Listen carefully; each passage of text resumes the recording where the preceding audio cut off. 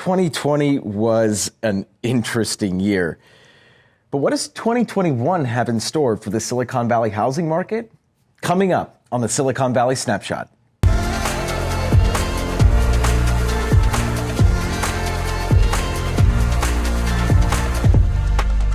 This is Danny Gould with the Selling Silicon Valley Group. Welcome everyone to another Silicon Valley Market Snapshot for the last week here, actually, in November of 2020. And before we get into the data and the numbers, if you're a home buyer in today's marketplace and you're looking for the most comprehensive data set to help you make an educated buying decision, go ahead and text the word data plus the neighborhood or zip code or areas that you're looking in, and we will get you a very comprehensive data set similar to what you've seen us share on previous Silicon Valley snapshots. And if you're a home seller in today's market and you're looking for a comprehensive data set to help guide you price your home properly, because right now, especially in this market, pricing strategy absolutely matters. Go ahead and text the word data plus your property address, and we will get you a very robust data set, even more robust than what you typically see on our snapshots here. So anyways, guys, let's get into the data and the numbers. And in lieu, actually, of data and numbers, today we're going to discuss what we learned in 2020 about the real estate market here locally in Silicon Valley and what we can expect in 2021. Being the last week of November, right now we've been sharing data that is practically 40 days old now at this point. And in order to move on, our data curator typically takes about a 10-day turnaround. So next week we should have some relevant data for the month of November, but it is a great time to kind of reflect back now that we're entering the holiday season, right? See, what exactly did we learn about the Silicon Valley real estate market in 2020, and what can we expect moving forward? So I think in November, especially, the biggest lesson, the biggest takeaway that we learned, and if you've watched previous snapshots, you'll know this, is that the market was incredibly resilient. And whereas in elections past, we've seen a slowdown, typically a slowdown in pending sales, right, and an overall activity in the marketplace. This year, in the majority of counties here in the San Francisco Bay Area, we saw a surge in pending sales pretty much across the county. Pretty much across the Bay Area. And it's very interesting and fascinating to see how all of that played out. When we talked about it initially, and I still feel that this is the case, is that because the market was so suppressed for a 2-month period earlier this year, the spring, March, April markets, which are typically the frothiest, most active markets in Silicon Valley, to have that completely muted, to have all of those sales muted, they didn't just disappear, right? Those sellers and buyers are still going to make decisions. They just got moved forward. They got pushed forward. And right now, consumer sentiment is very good. Heading into the election, there was definitely some wonkiness and people thinking, okay, well, what's going to happen? But definitely, Silicon Valley being the liberal area that it is, I believe that post-election, consumer sentiment has improved, specifically when it comes to, who got elected as president. So, not being political at all, I'm not saying that's a good thing or a bad thing. I'm just saying that overall, the reality is that consumer sentiment definitely has improved due to the presidential nominee. Now, looking back, I think the main takeaway for me this year as a real estate agent, having lived through now that SIP, that first 45-day period where we didn't know what was going to happen, and it was a true shock to the system, to bounce back from that and have the year that we did in the Silicon Valley real estate space speaks volumes to the resiliency of the area. And I think more than anything speaks to the resiliency of the real estate market here locally in Silicon Valley. The only area that's truly suffering right now, and I mean suffering, is the San Francisco condo market, right? Not even the single family market in San Francisco is struggling right now. And there are some other markets, scattered throughout the area. I can think of a few. Mountain Views is struggling right now. There's a couple of cities along the peninsula that are struggling as well. But the majority of those struggles are stemming from the condo and townhome market, not necessarily the single family market. And that's in large part due to the work from home, not epidemic, but work from home trend right now that we're seeing. A lot of folks deciding, hey, I don't want to live in this condo or townhome. I'm going to move 50 miles away, 100 miles away. I know someone, I had a friend who actually just recently purchased a home in Oakland with my team. He moved down during shelter in place from San Francisco to Santa Barbara because he had friends down there, and that's where he wanted to they wanted to get into a little, thing and work from home space, if you will, and not be so lonely together, which I think is a phenomenal idea, by the way. If you can, if keep yourself from going insane that way, mazel tov, right? Like, do it. So to me, the resiliency of the San Francisco Bay Area real estate market was put on display here over the last 9 months. And I think that regardless of what happens in the short term, in the long term, I am incredibly bullish, and so should you.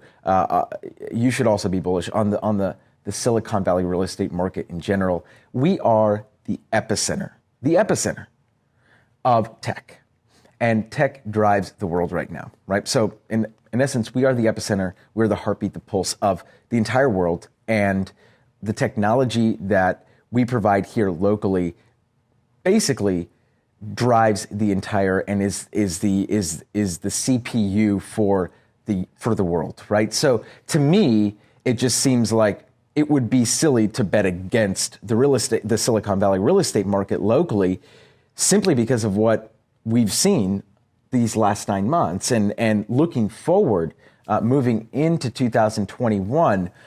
There are 3 things that I want all of us to pay attention to, and I think are worth paying attention to, that will tell us what's going on in the short term and what we can expect maybe in the next 12 to 24 month real estate cycle.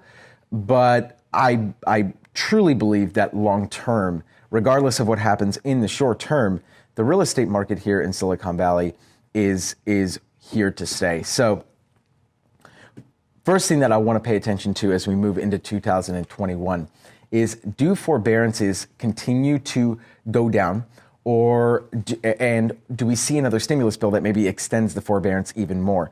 Or on the flip side, do we see forbearance numbers start to creep up into the springtime? We don't know, right?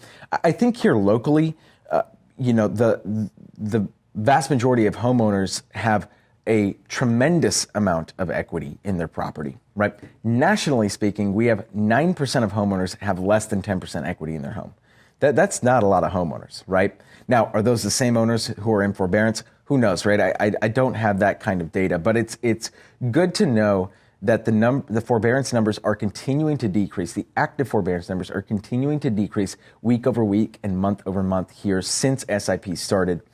And as we move into 2021, should those numbers continue to go down, it speaks to the health of the economy. Obviously, if you're watching the news, and I don't encourage people to, watch too much of it, but if you're watching the news, obviously we're seeing that cases are continuing to spike and surge, and if that's actually true, and if we're actually in a situation where in a month or 2 months from now we lock down again, what does that do to forbearance numbers because of people's inability to work? I don't know, right? But we should monitor that as we move into 2021, because that's going to tell us what we can expect in the short term. If forbearance numbers start to creep up, then we might have a little bit of an issue, because in tandem with that, we also have what I feel is another big part of this equation, which is the moratorium on evictions, right? So as long as the moratorium on evictions is in place, and forbearance is in place, we're fine. But if one gets removed before the other, right? The moratorium gets removed, or forbearance gets removed before the other, we might have a little bit of an issue. And I'll explain. Should the eviction moratorium end, right, after forbearance, right?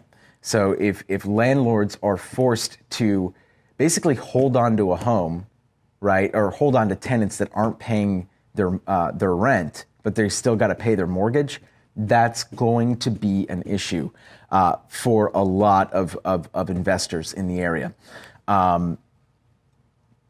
On the flip side, if moratoriums get lifted prior to, or if moratoriums get lifted prior to the evictions, on the flip side, if the eviction moratoriums cease prior to forbearance ending, then we could see that. Then I think things start to return back to normal.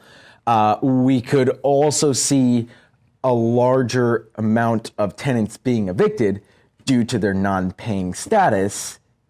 So who knows? Like, again, a lot remains to be seen on that front, but I do think that that is something that we definitely need to pay attention to moving into Q1 and Q2 of 2021. Now, the second thing that we should pay attention to heading into 2021 is the stock market. And does the surging stock market plus IPOs that are scheduled to occur in 2021, does that stimulate the local housing market even further?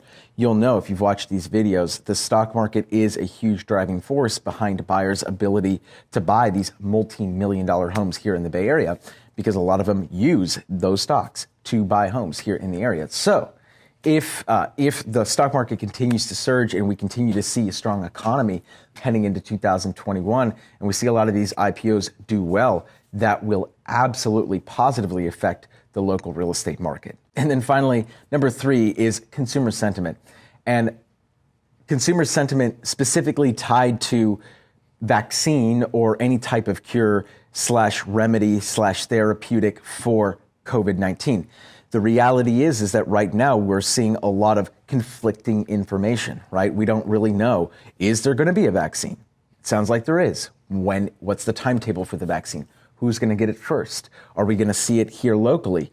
There's some news about the Bay Area being unable to house a certain number of vaccines. I don't know what's true and what's not true, but the reality is that we need to pay attention to consumer sentiment that is tied to COVID-19 therapeutic news specifically, because if you've noticed, I don't know if you've noticed, but if you pay attention on the streets, there is definitely COVID fatigue right now, right? There is definitely a lot of it. And, it started off, we were all locked down for about 45 days, and slowly but surely we've fatigued out. And so consumer sentiment right now, I believe, is heavily tied, this, positivity, this upbeat kind of feeling that we're feeling in the environment. I think a large part of it is due to this recent news that there's a vaccine. So if that timetable gets extended, or we realize that maybe it was a little too good to be true, does that consumer sentiment then worsen, and does that impact the Silicon Valley real estate market? Again, too early to tell and too early to know exactly what's going to happen, but definitely something to pay attention to as we move in to 2021 Q1 and beyond. You own a home, but you want to buy a new one. But before you can do that, you need to sell your current home. The Selling Silicon Valley Group makes it easy. We will get you an all-cash offer for your current home to take it off your hands, and give you the money to buy your new home. You move when you're ready. We don't really need your house, so we'll put it on the market and work to sell it for full market value at the highest possible price. The best part is, if and when the home sells for more than what we paid you, we send you a check with the difference. You can get the full market value of your old home, and you get to move into your dream home on your schedule by yourself without the hassle, with the Selling Silicon Valley Group's exclusive trade-in program. That's all for today's Snapshot, everyone. Again, if you're a home buyer in today's marketplace and you're looking for a very comprehensive data set similar to what we've shared in previous Snapshots, not necessarily this one, but data that we've shared in previous Snapshots, go ahead and text the word data plus the area or zip code that you're looking in, and we will get you a very comprehensive data set similar to what you've seen in previous videos. And if you're a home seller and you're looking for a comprehensive pricing strategy specific to your home, go ahead and text the word data plus your property address, and we will get you robust pricing strategy for your particular property. Anyways, guys, this is Danny Gould with the Selling Silicon Valley Group, and I will catch all of you in the next video.